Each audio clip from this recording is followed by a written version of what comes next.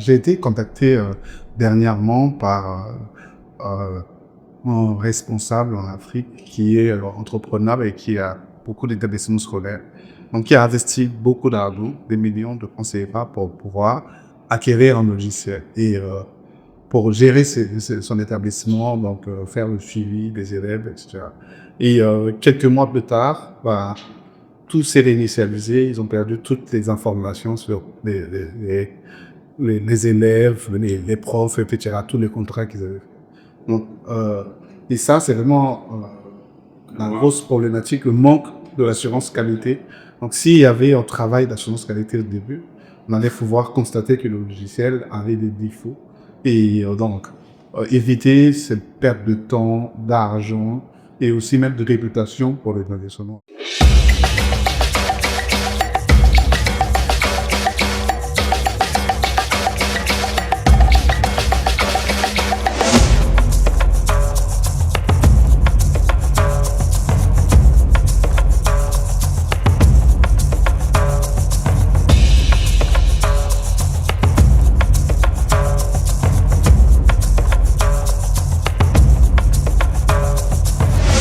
Bonjour, bonsoir, chers téléspectateurs, peu importe où vous êtes dans le monde. Bienvenue encore sur ce nouveau programme de Africa Digital Réseau. La chaîne où nous parlons de la transformation digitale, où nous abordons tous les sujets liés à la transformation digitale, que ce soit en Afrique et en Europe, en Amérique, partout dans le monde. L'option est pareil, l'opposition de la transformation digitale reste pareil. Aujourd'hui, nous avons un invité avec nous. Nous avons Aurel Ikama, qui est spécialiste en assurance qualité logicielle. On va aborder le sujet lié à l'assurance qualité logicielle aujourd'hui. Bonsoir, Aurel. Bonsoir. Correct. Ça va très bien, merci. Excellent. Alors, je vous laisse vous présenter rapidement aux téléspectateurs. Ouais. Donc, bonsoir tout le monde. Bonjour, bonsoir, ça dépend de là où. Je m'appelle Aurel Ikama et je suis spécialiste en qualité logicielle. Je travaille dans une banque au Canada dans le domaine de la qualité logicielle. Excellent. Merci et bienvenue encore, Aurel. On va tout de suite aller au but de notre sujet aujourd'hui qui est l'assurance qualité logicielle. On va demander à Aurel de nous expliquer c'est quoi l'assurance qualité logicielle, ceux qui savent. D'accord. Donc, l'assurance qualité logicielle, c'est l'ensemble des activités qui permettent de pouvoir, on va dire, certifier la qualité, la robustesse, la performance d'un logiciel. Donc, c'est vraiment un domaine clé dans des logiciels utilisés pour des domaines sensibles comme dans le bancaire ou dans la sécurité. Enfin, on pourra développer, je crois, c'est vraiment l'ensemble des activités pour pouvoir donner, valider en tout cas la qualité, la robustesse dans le logiciel. Donc, en gros, c'est vraiment de vérifier que c'est le respect des attentes du client. Excellent, merci beaucoup pour la définition. Dites-nous un peu. Alors, admettons, moi, je suis une entreprise, je suis propriétaire d'une entreprise. Je viens d'acquérir un nouveau logiciel. Pourquoi je dois faire l'assurance qualité pour ce logiciel? Je vais vous donner plus une anecdote. Okay. J'ai été contacté dernièrement par un responsable en Afrique qui est entrepreneur et qui a beaucoup d'établissements scolaires. Donc, qui a investi beaucoup d'argent, des millions de francs CFA pour pouvoir acquérir un logiciel et pour gérer son établissement, donc faire le suivi des élèves, etc. Et quelques mois plus tard, tout s'est réinitialisé. Ils ont perdu toutes les informations sur les élèves, les profs, etc., tous les contrats qu'ils avaient fait. Donc, et ça, c'est vraiment la grosse problématique, le manque de l'assurance qualité. Donc, s'il y avait un travail d'assurance qualité au début, on allait pouvoir constater que le logiciel avait des défauts. Et donc, éviter cette perte de temps, d'argent et aussi même de réputation pour les investisseurs. Donc, c'est vraiment pour ça que l'assurance qualité, je pense, c'est vraiment montré pour répondre à ta question. Je pense que c'est la première chose à faire quand on acquiert un logiciel, c'est de pouvoir conseiller une activité, une campagne d'assurance qualité. C'est vraiment, en gros, l'assurance qualité vient ici une méthode préventive de ce genre de cas, parce que si, en achetant le logiciel, ils s'étaient assurés d'appliquer les bonnes pratiques d'assurance qualité logicielle sur ce logiciel, ils n'auraient pas eu ce problème. Ça, évidemment, ça peut faire vraiment perdre beaucoup d'argent à une entreprise, la réputation surtout, et le temps également, par manque d'assurance qualité logicielle. Mais maintenant, je vous pose une question. Là, on a pris le contexte d'une entreprise qui vient d'acquérir un logiciel. Vous avez expliqué pourquoi c'est important qu'au début, avant de commencer l'utilisation de ce logiciel, qu'ils puissent faire l'assurance qualité de ce logiciel. En quoi consiste vraiment, de façon opérationnelle, l'assurance qualité? Si vous pouvez nous expliquer un peu, de façon pas trop technique, parce que les gens qui nous écoutent parfois ne veulent pas être assez techniques comme vous, le spécialiste, juste manière opérationnelle, qu'est-ce qu'on doit faire comme action? D'accord.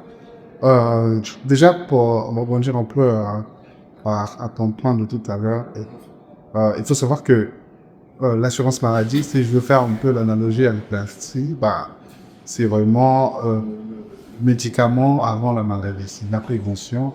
On essaye de pouvoir faire de manière bien sûr technique et bien structurée, de telle sorte à ce qu'on évite des problèmes de gardement des bugs sur le logiciel, surtout censés. Et opérationnellement, qu'est-ce qu'on fait? Il y a plusieurs types d'activités, c'est vraiment standardisé, mais ce que je veux dire, c'est que quand on reçoit un logiciel, il y a déjà des activités manuelles, on peut faire simplement des tests manuels, donc tester chaque fonctionnalité de l'application, etc. Donc on va lancer des campagnes de tests bien ciblées sur des fonctionnalités que l'on a commandées chez un fournisseur, ou on peut aussi, c'est un peu plus ma spécialité, faire de l'automatisation. Donc, on va créer des sortes de petits robots qui vont aller tester fréquemment notre logiciel à notre part. De notre part, et en plus de ça, on va focuser sur des fonctionnalités spécifiques qui sont pour nous très sensibles et qui peuvent coûter de l'argent. Donc cette seconde méthodologie est très intéressante parce que au début, ça peut être très coûteux en temps, l'énergie, mais après par la suite, on n'a plus besoin de personne, ça tourne tout seul et peut. Après, c'est complexe à mettre en place aussi, là, c'est vraiment un niveau de maturité un peu plus élevé. Et c'est coûteux? C'est coûteux au début, mais après, par la suite, contrairement à des tests manuels, plus le logiciel va vieillir ou grossir, on va toujours besoin de gens, là, on va les payer, alors qu'à un moment donné, on aura toujours besoin de les tester avec des humains, juste avec des petits robots, comme je t'ai dit, et là, ça sera coûteux. Donc, en fait, le prix va commencer peut-être gros au début, mais va descendre à décroître par la suite. Ah, c'est excellent. Donc, en gros, vous nous avez expliqué un peu, l'assurance qualité de façon opérationnelle, ça permet de tester les fonctionnalités du logiciel qu'on a acquis. Vous avez dit qu'on peut tester ça de façon manuelle. Ça veut dire, regarder c'est quoi la fonctionnalité que le client s'attendait, aller dans le logiciel, s'assurer que ça fonctionne effectivement comme le client s'attendait. Et plus tard, on peut le tester de façon automatique. C'est vraiment intéressant. Mais là, vous nous avez parlé de tester les fonctionnalités, qui est déjà quelque chose de très bien. Aujourd'hui, par exemple, dans certaines entreprises gouvernementales, comme les ministères en Afrique et tout, ont mis des tests de fonctionnalité. Est-ce que vous pensez que l'assurance qualité, ça vaut la peine quand vous faites des tests de sécurité? Ouais, bien sûr. C'est une branche un peu plus... c'est une petite branche un peu à part de la qualité logicielle. C'est vraiment, on va dire, lié aux activités de la sécurité. Mais oui, bien sûr, ça c'est évident. Il faut vraiment tester la sécurité et les spécialistes en sécurité vous diront la même chose. Il faut tester primordialement la sécurité. Et je pense que c'est une des premières tâches à faire, surtout Quand on acquiert un logiciel, Surtout pour les gouvernements. externe et surtout pour les gouvernements, enfin, tout ce qui est sensible comme logiciel doit être testé de manière approfondie sur la sécurité. Il n'y a pas de débat là-dessus. Oui, c'est non, non, c'est vraiment, ça me rassure moi aussi parce que je pense que c'est vraiment quelque chose qu'on devrait mettre l'accent dessus. Surtout chez nous, en Afrique, d'où on vient, les tests de sécurité parce qu'il y a plein de sites des ministères, de certains pays en Afrique. Quand tu vas sur le site en 2 secondes, tu penses que tu peux le craquer parce qu'il y a une sécurité qui est mise en place et il y a personne qui fait les tests de sécurité pour le botter au nouvel lot. Donc c'est intéressant que vous toucher ce côté. Maintenant, je me pose la question comme un profane. Admettons, moi, je suis peut-être une entreprise ou bien travailleur dans un ministère. Je viens m'acquérir un ministère et vous dites qu'il faut tester, il faut faire l'assurance qualité, notamment fonctionnelle, sécurité, performance, tout ce que vous avez cité. Mais oui, ça fait du sens quand vous me demandez de tester. Mais ça coûte quoi? C'est quoi les coûts qui sont associés? Parce que moi, peut-être, je me poserais la question, est-ce que ça vaut la peine pour moi de mettre de l'argent? Si oui, combien il faudra mettre dans cette type de tests? Euh, pour les coûts, ça va vraiment dépendre finalement, c'est dépend de la taille du logiciel, du nombre de fonctionnalités qu'on aura. Mais ce que je peux dire par la fait que avant, on veut bien mesurer aussi le risque et aussi identifier pour alléger les coûts, on va dire, parce que c'est vraiment coûteux, hein, je vais pas vous mentir, c'est Appliquons un logiciel qui a peut-être un nombre de fonctionnalités. Je prends un exemple banal. Un logiciel qui permet aux citoyens de se connecter et de soumettre une demande de pièce d'identité en ligne, bien le visa qui est très commun aujourd'hui. Dans la plupart des pays aujourd'hui, c'est des e-visas en ligne. Admettons un système de e-visa, une estimation comme ça, moi je dirais que à la volée. oui, à la volée, moi je dirais que si un visa coûte par exemple $100, on devrait mettre au moins pour la sécurité et pour la qualité de notre logiciel au moins $10 de chaque visa là-dessus. Donc investir là-dessus. Et À peu près 10%. 10% à peu près de S'assurer de la du chiffre pour s'assurer de la qualité. C'est pas beaucoup. Et ça, nous, ça c'est pour des visas, donc on va beaucoup mettre l'accent sur la sécurité parce que nous, c'est gouvernemental et on va aussi, bien sûr, la fiabilité, les fonctionnels le font. Fonctionnel aussi, parce que si quelqu'un, si moi je viens, j'essaie de faire un visa en ligne et que le site bug, je ne reviendrai plus. C'est ça. Et il y a ce même de Là, c'est mes dossiers sont mes données sensibles, il y effectivement. a même des données très très sensibles, là, il faut vraiment mettre l'accent là-dessus. Mais après, cela dépend de, comme je disais, l'impact des conséquences et du risque de notre logiciel, là, l'examination. Je vais donner un exemple. Sur le domaine financier, par exemple, un trader, son logiciel n'a pas le droit de bugger parce que à chaque seconde, la banque va perdre des millions. Et ou même le logiciel simple, on va dire on utilise du mobile money aujourd'hui en Afrique.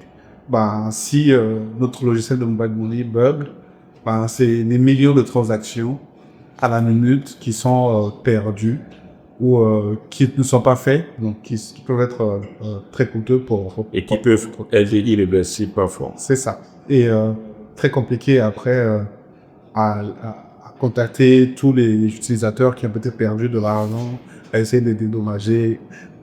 C'est beaucoup de travail à faire, beaucoup d'énergie et beaucoup de risques réputationnels surtout. Parce que moi, si j'utilise par exemple un logiciel de mobile money qui bug une fois sur deux, j'utiliserai plus, j'irai sur la vigilance. Absolument. Non, l'assurance qualité, c'est comme vous expliquez, ça fait vraiment du sens, c'est vraiment très utile. Une question qui me vient en tête, là on a beaucoup parlé du contexte d'une entreprise qui va s'acquérir un logiciel. Je sais aussi que de plus en plus en Afrique aujourd'hui, comme partout dans le monde, que beaucoup d'entreprises développent in-house les logiciels, ils développent eux-mêmes. Ils recrutent par exemple 3 4 développeurs, ils vont développer eux-mêmes. Est-ce que dans ce contexte, vu que c'est eux-mêmes qui sont en train de développer, vous pensez que l'assurance qualité, ça vaut toujours la peine? Oui, bien sûr, ça vaut toujours la peine, parce que c'est pas pour stigmatiser les développeurs ou le droit de travail. Encore une fois, pour minimiser les risques, nous, ce qu'on recommande, c'est un rapport de deux développeurs pour un QA, donc un analyste de la recherche qualité. C'est vraiment ce qu'on recommande. Donc, quand on recrute deux développeurs, on va avoir un analyste en assurance qualité qui va pouvoir gérer toute la partie qualité logicielle. Ok, ça c'est excellent. Et aujourd'hui, c'est très difficile, on constate dans les entreprises, principalement dans les entreprises africaines. Moi, je reviens toujours sur les entreprises africaines parce que j'ai eu à toucher un peu du doigt, tout comme j'ai touché du doigt un peu les entreprises au Canada, aux États-Unis ou en France. L'assurance qualité manque cruellement aujourd'hui. Ça manque réellement. Les gens, ils comprennent pas c'est quoi l'assurance qualité. Ils acquièrent des logiciels, ils se mettent à utiliser tout de suite. Ils savent pas si ça, il y a des enjeux de sécurité ou fonctionnels ou de performance. Qu'est-ce que vous avez à dire à ces entreprises? Si vous avez un mot, une phrase à leur passer aujourd'hui. Je leur dirais d'embaucher des analystes en qualité, c'est sûr.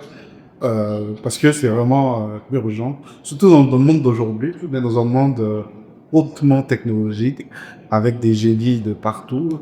Un petit enfant de 12 ans pourra hacker au gouvernement d'un grand pays.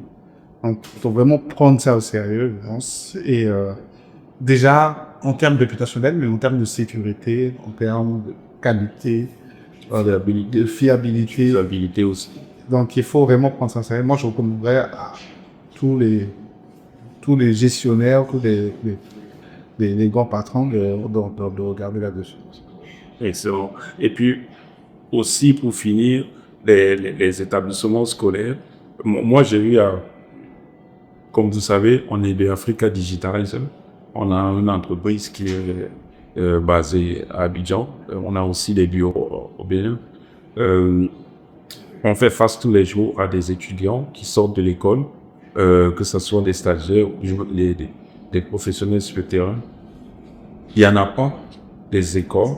Du moins, j'ai pas trouvé, quand je fais mes recrutements, j'ai pas trouvé des analystes en assurance qualité sur place. On dirait que c'est un domaine qui est complètement absent sur le territoire. Sur la plupart des territoires, c'est presque inexistant. Alors, qu'est-ce que vous avez à dire aux établissements scolaires qui forment les gens dans le secteur des technologies de l'information et de la communication? Déjà, pour la petite histoire, moi, je suis tombé dedans par hasard. Quand j'ai fini mon master en France, j'avais pour ambition de venir travailler au Canada. Donc, je cherchais pas forcément du boulot et j'ai une amie avec qui on a fait le master, qui cherchait à recruter dans une entreprise des développeurs en qualité logicielle. Donc, je suis allé, on m'a donné un challenge. Je suis plus sur challenge, on m'a donné un challenge pour essayer de créer des robots qui vont tester un logiciel Tetjuste dans une grande société en France. Et j'ai relevé le challenge et donc du coup on a lancé une activité. Ça ressemble à mon histoire. De recherche, une activité vraiment focus sur la recherche en assurance qualité de développement et de propager ensuite toute la pratique de l'assurance qualité de la société. C'est une grosse société en France dans la distribution de l'électricité. Je pense que ceux qui habitent en Porte pourront reconnaître la société. Et donc, moi, ce que je recommanderais aux études développeurs, les établissements aussi, c'est de pouvoir sensibiliser déjà les étudiants à l'assurance qualité et pourquoi pas aussi peut-être ramener des professionnels dans le domaine de l'assurance. Il y a beaucoup de métiers qui sont méconnus. Quand on arrive en entreprise, c'est là où on se rend compte de ramener pour créer des vocations aussi et sensibiliser les étudiants sur les spécificités des métiers, pas que les développeurs quand je dis développeur, c'est logiciel, faut utiliser. Il y a pas que, il y a pas que développeur simple. Il peut y avoir des spécialisations dans le développement logiciel, etc. Donc, je pense, pour répondre à ta question rapidement, ce sera de pouvoir faire la sensibilisation là-dessus et aussi peut-être de donner des cours. Moi, j'avais un cours en assurance qualité dans mon université, hein. Ouais, même ici, moi, j'avais un cours d'assurance qualité. Mais je m'intéressais pas forcément à ça à premier abord, mais j'ai vraiment découvert le métier en grande entreprise et ça m'a pris de passion. Donc jusque-là, je fais mon doctorat dans un secondaire. Félicitations. Merci. Bon, on aura besoin de vous en Afrique, que ce soit dans les établissements scolaires, que ce soit dans les entreprises, même au Canada, partout, parce que c'est un domaine qui est très recherché. Donc, ceux que j'écoute, si vous avez besoin d'un spécialiste en assurance qualité pour assurer que votre logiciel que vous venez d'acquérir ou que vous êtes en train de développer respecte certaines normes de qualité fonctionnelle, sécuritaire et tout, vous pouvez contacter Africa Digital, le spécialiste au Royal. ICAMA se ferait plaisir de vous assister, de vous accompagner là-dedans. Merci beaucoup de nous avoir suivis, d'avoir suivi ce podcast aujourd'hui qui parlait de la transformation digitale, principalement de l'assurance qualité des logiciels.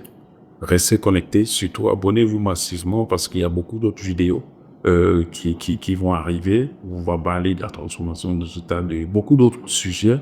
On va sensibiliser les gens et on va être vraiment là de vous accompagner surtout aussi pour vos projets de transformation digitale de A à Z. Merci encore, abonnez-vous.